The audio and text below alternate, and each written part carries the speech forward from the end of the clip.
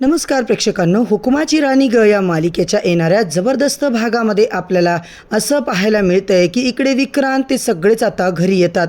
रामनवमीचा प्रोग्राममध्ये जो काही गोंधळ झाला त्याच्यामुळे विक्रांत खूप चिडलेला असतो आणि घरी आल्याच्या नंतर तो सगळा राग आता दादासाहेब आणि अजित यांच्यावर काढतो. तो खूप काही बोलत असतो आणि तेव्हा मात्र अजित, तुझ्याचमुळे हे सगळं झाले. अजितला तो खूप काही बाई सुनावतो. अजित म्हणतो, दादा थोडा राग शांत कर, तू असं काय करतोयस, राग शांत का ठेवत नाही आहेस आणि तू दादासाहेबांसोबत असं बोलू शकत नाहीस, त्यांना सुद्धा बोलायचा तुला काही अधिकार नाही आहे. इकडे मात्र अजित आणि विक्रांतचं चांगलं दणकावून भांडण लागलेलं असतं.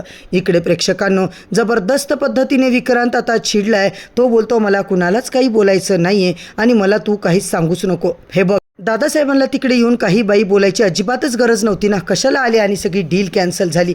आता मात्र विक्रांत अजित हे दोघं शांत व्हा असं दादासाहेब महाडिक तिकडे बोलतात आणि विक्रांत मात्र दादासाहेबांवरच उलटतो. तो म्हणतो तुम्ही तर शांतच व्हा, काय तिकडे गोंधळ घालून ठेवला आहे, तुम्हाला कळत नाही आहे का, तुमच्यामुळे तो इन्व्हेस्टर पळून गेला. विक्रांत आता असा काही त्यांच्यावर ओरडतो ना. दादासाहेब कसं आहे माहिती आहे का, आता मात्र दादासाहेबांना असं बोलल्यावर अजित म्हणतो, तू बाबांशी असा अजिबात बोलू शकत नाहीस दादा, कशासाठी तू बोलतोयस. विक्रांत म्हणतो, तू दीड शहाण्या, मला काही शिकवू नको. विक्रांत मात्र अजितवर इतका रागावतो. दोघांचं भांडण चालू असतं आणि इकडे मात्र सगळे आता निघून जातात.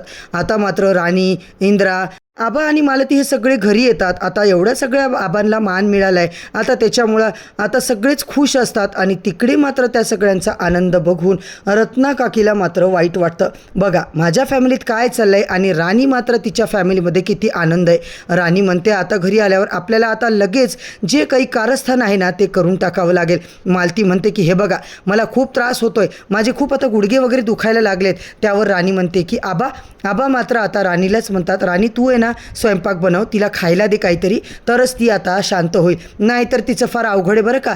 आता मात्र राणी पटापटा स्वयंपाक करायला जाते. मसाले भात ते सगळं बनवते आणि इकडे राणी सगळ्यांच्यासाठी सगळे पापड वगैरे तळून मस्त डिनर तयार करते आणि म्हणते, थांबा मी घराला झाडझूड करून घेते, स्वच्छ करते. त्यावर इंद्रा म्हणतो, तू नको झाडू, मी झाडतो, मी स्वच्छ करतो, तू फक्त स्वयंपाकाचं आण, असं म्हणून त्यांचं चालू असतं. मित्रांनो, इकडे मात्र आपण पाहतोय राणी इंद्रा आता एकमेकांना बोलतात. तेव्हा राणी बोलते, सर काही जरी झालं तरी त्या डॉक्युमेंटला आपल्याला फटाफट शोधावं लागेल. फॅक्टरीचे जे काही डॉक्युमेंट आहेत ते आपल्या ताब्यात आपण जोपर्यंत घेत नाही ना तोपर्यंत काहीही प्रॉब्लेम तिकडे होऊ शकतो.